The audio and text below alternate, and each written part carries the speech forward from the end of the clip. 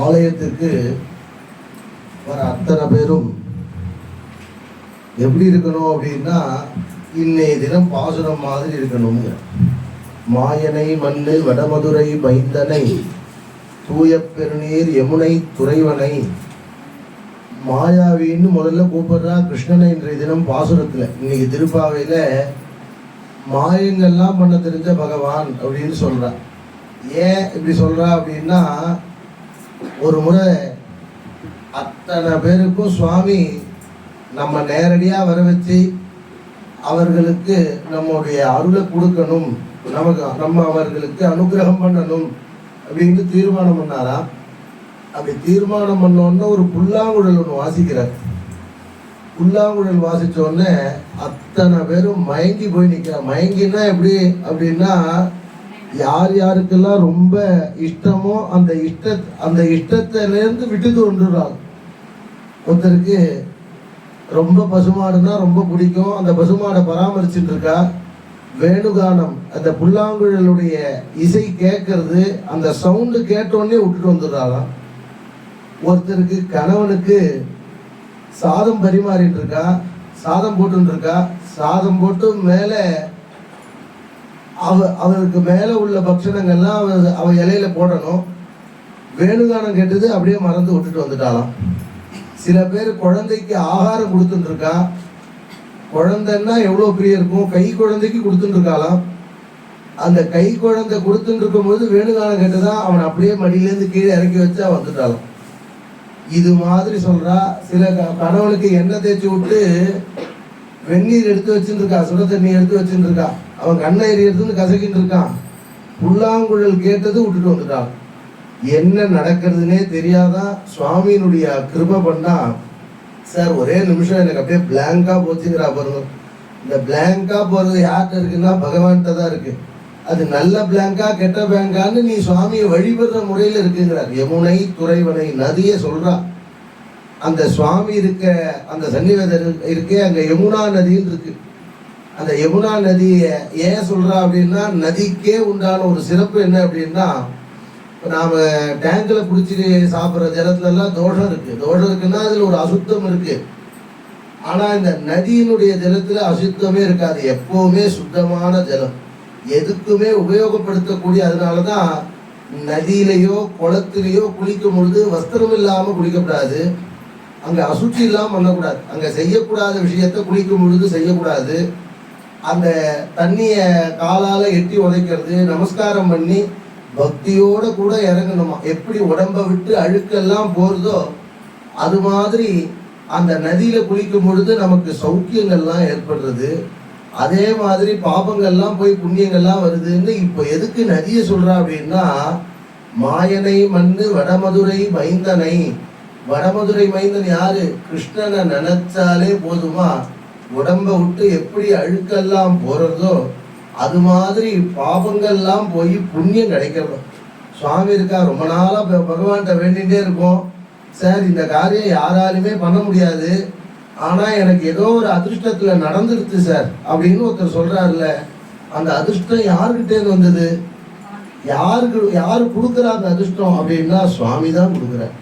2 கை 2 கால் அதே மாதிரி கண்ணு, இதெல்லாம் நம்ம சொன்னதையே கேட்கறது கிடையாது.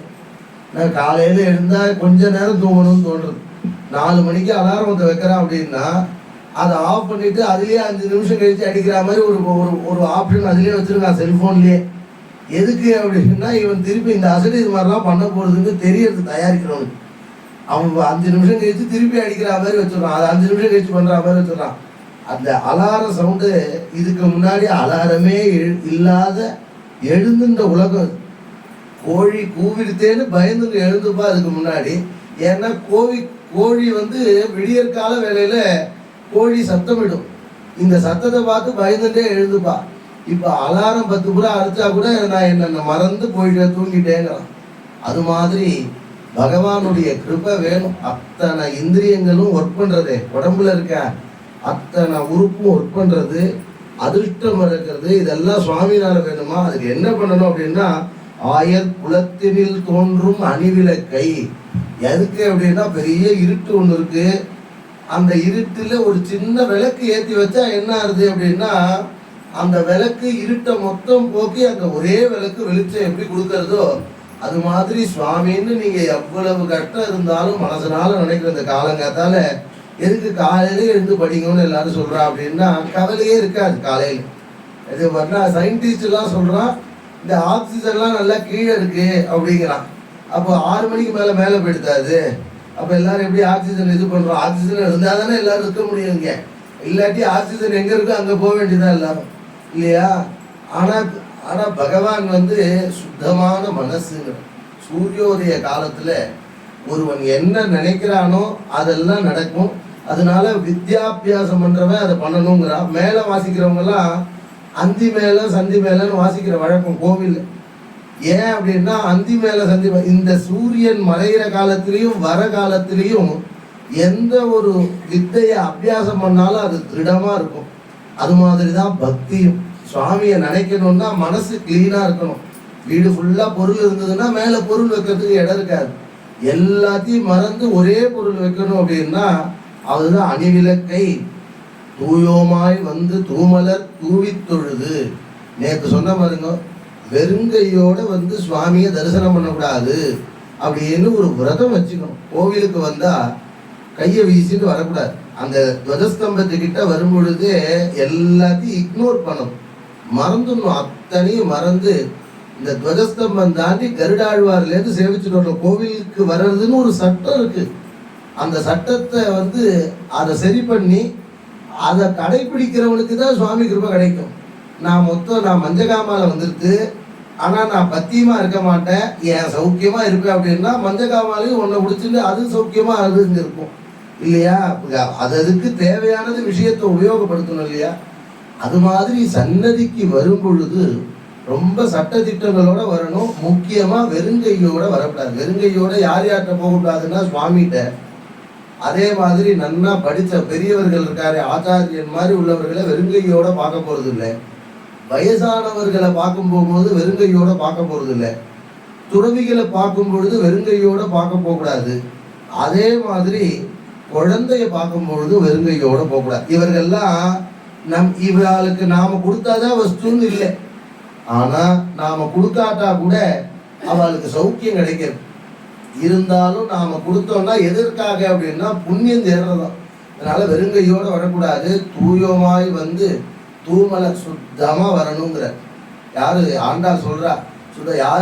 யாரு மனசுக்கு அதிகாரியோ, மனசுக்கு ஜாதகத்துல சந்திரன் ஒரு கிரகம், அந்த சந்திரன் சரியா இல்லாம இருந்தாதான் பைத்தியம் பிடிக்கிறது, மாத்தி மாத்தி பேசுறது, திக்கி பேசுறது, அதே மாதிரி சரியான வாக்கு ஸ்பஷ்டம் இல்லாம இருக்கிறது. இதெல்லாம் அந்த சந்திரனுக்கு அதிபதி யாருன்னா தாயார் தான் அதிபதி. அவ சொல்றா தூயமாய் தூமலை தூவி தொழுது. ரொம்ப சுத்தமான மனசுல வரணும். சுவாமிகிட்ட வரும் பொழுது சுத்தமான புஷ்பம் இருக்கணுங்கிற. சுத்தமான புஷ்பம்னா 2 அர்த்தம். விகசித புஷ்பம், விகசித புஷ்பம்னா மலர்ந்த பூன்னு அர்த்தம். மலர்ந்த பூன்னா என்ன அப்படின்னா செடியிலேருந்து எடுக்கிறோம். செடியிலேருந்து எடுத்தோடனே அந்த பூ கொஞ்சோண்டு சுருங்கிடும். செடியில இருக்கிற அந்த ஆரோக்கியத்தோட இருக்காது. ஆனா மலர்ந்த புஷ்பம் தான் சுவாமியினுடைய திருவடிக்கு ரொம்ப பிடிக்கும். அப்ப அந்த திருவடிக்கு மலர்ந்த புஷ்பம் எதை வைக்கிறது அப்படின்னு சொன்னோம்னா மனசுல இருக்கே புஷ்பம். மனசுன்னு தாயார் சொல்றா ராவணனை பார்த்து, ராவணா நீ உன் மனசை திருப்பி போடுறாங்கிற. மனகாவை திருப்பி போட்டா நமகான்னு அர்த்தம். நீ நமஸ்காரம் பண்ண வேண்டிய தெய்வம்டா, என்னிட்ட போய் நீ தப்பான பார்வையெல்லாம் சொல்றியடா அப்படின்னு சொல்றா. மனசு தான் காரணம். மனசை பகவானுடைய திருவடியில வைக்கணுமா? எப்படி அப்படின்னா அந்த மனசுக்கு ஒப்பான புஷ்பத்தை வச்சு வைக்கணும். அப்படி வச்சு வாயினால் பாடி மனதினால் சிந்திக்க கோவிந்தான்னு சொன்னா அந்த கோவிந்தாவுடைய அர்த்தத்தை சிந்திக்கணும். அது யாரோ அவனை நினைக்கிறோம். நான் பிரதட்சிணம் பண்றேன் சார், 1008 பிரதட்சிணம் பண்றேன், மாசம் பண்றேன், ஆனா பலனே வரல அப்படின்னா சனை பிரதட்சிணம் பண்ணும் பொழுது மெதுவா பண்ணணும், வேகமா பண்ணக்கூடாது. கையை வீசிட்டு பிரதட்சிணம் பண்ணக்கூடாது, 2 கை கூப்பிட்டு பிரதட்சிணம் பண்ணணும். அதே மாதிரி மனசுல பகவானுடைய நாமாக்களை சொல்லணும். நீ பெரிய ஸ்தோத்திரங்கள் சஹஸ்ரநாமம் இதெல்லாம் அவர் உன்ட்ட எதிர்பார்க்கவே இல்லை. அவர் என்ன சொல்றார் அப்படின்னா அவருடைய திருநாமங்களை சொல்லணும். அதை மனசார அதை சொல்லிகிட்டே பிரதட்சணம் பண்ணணும். சன்னதிக்கு வரும்பொழுது அப்படிதான். நீங்க யோசிச்சு பாருங்க, இது மாதிரி ஒருத்தர் இருந்தான்னா, சார் முன்னாடி நில்லுங்கன்னு யாராவது சொல்லுவானா? அவருக்கு 2 பூ எக்ஸ்ட்ரா எடுத்துன்னு யாராவது சொல்லுவாளா? யோசிச்சு பாருங்க. இந்த கவலை எல்லாம் பட்டு இருக்கா. இங்க வந்து கவலையை விட வேண்டிய இடத்துல வந்து கவலைப்பட்டு இருக்கா சன்னதிக்கு வந்து. அதே வாயினால் பாடி மனதினால் சிந்திக்க பேய பிழையும் புகுதருவான் நின்றனவும் தீயினால் தூசாகும் செப்பேலோர் எம்பாவாய். எப்படி இருக்கும் அப்படின்னா, இந்த பஞ்சை வந்து தீயில போட்டா எப்படி எரிஞ்சு அது பஞ்சு எரியறதுக்கு டைம் எடுத்துக்குமா என்ன? இது கட்டைய போட்டாலும் பஸ்பமாறுது, இன்னொரு வஸ்து யாகத்துல ஏதாவது போட்டாலும் பஸ்பமாறுது. ஆனா பஞ்சு போட்டா அது கண்ணுல பார்த்துட்டே இருக்கும் போது அப்படியே சுருங்கி போய் எரிஞ்சு போயிடுறதுன்னு. அது மாதிரி பகவானுடைய திருநாமங்களை சொல்லும் பொழுதே இவனுக்கு பாபங்கள்லாம் போயிடுறதான். பாபம்னா என்ன அப்படின்னு ஒரு எல்லாரும் பாபம் இருக்கிறது நம்புறான். இங்கிலீஷ்ல கூட பாபத்துக்கு சின் அப்படின்னு பேருங்கிறான். இங்கிலீஷ்காரன் ஒருத்தர் சொல்றான் என்கிட்ட, சின் அப்படின்னா. எனக்கு இங்கிலீஷை பத்தியே தெரியாது, இவன் புதுசா சொல்றானேன்னா, சின்னுனா பாபம்னு அர்த்தமா. அதை அவன் ஒத்துக்கிறான். அப்ப பாபம் எப்படி போகும், எப்படி கண்டுபிடிப்பா, எப்படி இருக்கிறதுன்னு எந்த தெர்மாமீட்டர் வச்சு பாக்குறதா, இல்ல ஏதாவது வெயிட் மிஷின் வச்சு பாக்குறதா, எப்படின்னு இருக்குல்ல. புண்ணியம் எவ்வளவு இருக்கு, பாவம் எவ்வளவு இருக்குன்னு பார்க்கணும்ல. அது எதை வச்சு பாக்குறது அப்படின்னா, மன நிம்மதியை வச்சு பார்க்கணும். கண்ணை மூடுனா தூக்கம் வரணும், செய்யற காரியத்துல இன்ட்ரெஸ்ட் வரணும். சமைச்சுட்டே இருக்கும் போது அது என்னாச்சுன்னு கவலைப்படுறான் பாருங்க, அவனுக்கு ரொம்ப பாவம். அடுத்த வேலைக்கு என்னடா சாப்பாடுன்னு யோசிக்கிறான் பாருங்க, இவனுக்கெல்லாம் நிம்மதி இல்லைன்னு அர்த்தம். நிம்மதி இல்லைன்னா பாவம் இருக்கு, புண்ணியத்தை தேடி போக வேண்டும் அப்படின்னு அர்த்தம். அது இதெல்லாம் அந்த புண்ணியத்தை தேடுற காரியம் தான் இந்த திருப்பாவை சொல்றது. தனுர்மாச பூஜை நம்ம சன்னதியில இப்ப பண்ணிட்டு இருக்கோமே, 32 விதமான உபச்சாரம் அந்த கும்பாபிஷேக தண்ணியிலேருந்து பண்ணிட்டு இருக்கு. டெய்லி நித்திய ஹோமம் நடக்கிறது. நித்திய ஹோமம்னா சுவாமி கிட்ட இருக்க 33 கோடி தேவர்களும் அரூபமா இருக்கா. அதனாலதான் இங்கெல்லாம் சேவிக்கப்படாதுன்னு பேர். துவதஸ்தம்பத்துக்கிட்ட தான் சேவிக்கணும், அத்தனை பேருக்கு சேர்த்து. அதை சேவிக்கப்படாதுன்னு பேரு. அது மாதிரி அந்த 33 கோடி தேவர்களுக்கும் யஜ்ஞம் நடக்கிறது. அதே மாதிரி 32 உபச்சாரம் இருக்கு. இந்த நட்சத்திர ஆர்த்தி காட்டுறது ஒவ்வொன்றுத்துக்கும் ஒவ்வொன்று என்னென்னைக்கு முடியுமோ அதுக்கெல்லாம் ஒரு அர்த்தம் சொல்றேன். அதெல்லாம் அந்த அந்த தரிசனங்கள்லாம் பண்ணும் பொழுது சுவாமியினுடைய ஒவ்வொன்றுத்துக்கும் தனி பலன் சொல்றார். பரிபூர்ண கிருபை கிடைக்கிறது சாதாரண ஆராதனத்துக்கு. இந்த உஷக்காலத்துல தனுர்மாச பூஜையில இது மாதிரி திருவாராதனமும் இந்த திருப்பாவையும் சொல்லி பகவானுடைய தீர்த்தத்தை எடுத்துட்டு நாம் இருக்க. எதுக்கு நித்தியம் வந்து எனக்கும் சிரமம். நித்தியம் ஒரு 10 நிமிஷம் சொல்றதுக்கு பாருங்க, 10 நிமிஷம் வேஸ்ட். க்ஷணத கணசைவ வித்யாம் அர்த்தஞ்ச சாதையேத்துன்னு ஒரு பழமொழி சம்ஸ்கிருதத்துல. என்ன அப்படின்னா, டயத்தை ஒரே செகண்ட் கூட வேஸ்ட் பண்ணக்கூடாது. புத்தியா இருக்கவன் பணத்தை ஒரே துளி கூட வேஸ்ட் பண்ணக்கூடாது. வித்யாம் அர்த்தஞ்ச சாதையேத்து, புத்தியை நல்லா சம்பாதிக்கணும்னு நினைக்கிறான் பாருங்க. ஒரு குழந்தை அவன் என்டர்டைன்மெண்ட்டுக்குன்னு போறான் பாருங்க. ஏதோ ஒரு கார்டு இருக்கு, அதை தேய்ச்சா 100 ரூபாய் போறது. அதுக்கு ஒரு பாலை அடிக்கிற மாதிரி அடிக்கிறான், அதுக்கு 100 ரூபாங்கிறான். இதுக்கு அம்மா அப்பாவும் அவனை உற்சாகப்படுத்தி கையில் அழிச்சுன்னு போறான். ஞாயிற்றுக்கிழமையானா திருப்தி புண்ணியம் வரும்னு அழிச்சுன்னு போறான் எல்லாரும். இதெல்லாம் வேஸ்ட். க்ஷணத கணசைவ வித்யாமர்த்தது. எதுக்கு ஒரு 10 நிமிடம் இந்த திருப்பாவை வச்சுட்டு ஒரே பாசுரத்தை வச்சுட்டு 30 நாளும் சொல்லலாம். ஒவ்வொரு எழுத்துக்கும் அவ்வளோ அர்த்தமும் ஒவ்வொரு வார்த்தைக்கும் அவ்வளோ அர்த்தம் ஒழிஞ்சுட்டு இருக்கு. ஒரு 10 நிமிஷமாவது கற்க கசடர கற்பவை கற்றப்பின் நிற்க அதற்கு தக எதை செய்கிறோமோ அதை தெரிஞ்சுக்கணும். அதை தெரிஞ்சுக்கிறது மட்டும் இல்லாமல் அதை கொஞ்சம் கொஞ்சமாக கடைபிடிக்க நினைக்கணும். கடைபிடிக்க ஆரம்பிச்சதுக்கு அப்புறம் விடக்கூடாது, அதை கெட்டியாக பிடிச்சிக்கணும். இப்படி ஒருத்தன் வாழ்ந்தான்னா அவன் வாழ்நாள் சுகமாக இருக்கும்னு திருவள்ளுவர் சொல்ற. அது மாதிரி என்ன இப்போ திருப்பாவை எல்லாரும் சொல்றான், நானும் 30 படிக்கிற வரிசையான்னு படிக்கக்கூடாது. இதனுடைய விசேஷத்தை தெரிஞ்சுக்கணும்னு தான் சொல்றது. அது சொல்லும் பொழுது இதெல்லாம் நினைக்கும் பொழுது பகவானே உள்ளப்புற அப்போதைக்கு இப்போதே சொல்லி வைத்தேன் அரங்கமா நகருள்ளாலே. அப்போதைக்கு இப்போதே, அதுக்கப்புறம் கடைசி காலத்துல ஞாபகம் வருமோ வராதோன்னு தெரியாது, நான் இப்பவே சொல்லி வைக்கிறேன்னு சொல்ற பாருங்க. அததான் இன்னைக்கு பாசுரத்தையும் சொல்றான் ஆண்டா. வேறுபட்ட விசேஷமான பாசுரம் அத்தனை பேருக்கும் பகவானுடைய கிருபை பரிபூர்ணமா கிடைக்கிறது பிரார்த்தனை. சர்வத்திர கோவிந்த நாம சங்கீர்த்தனம்.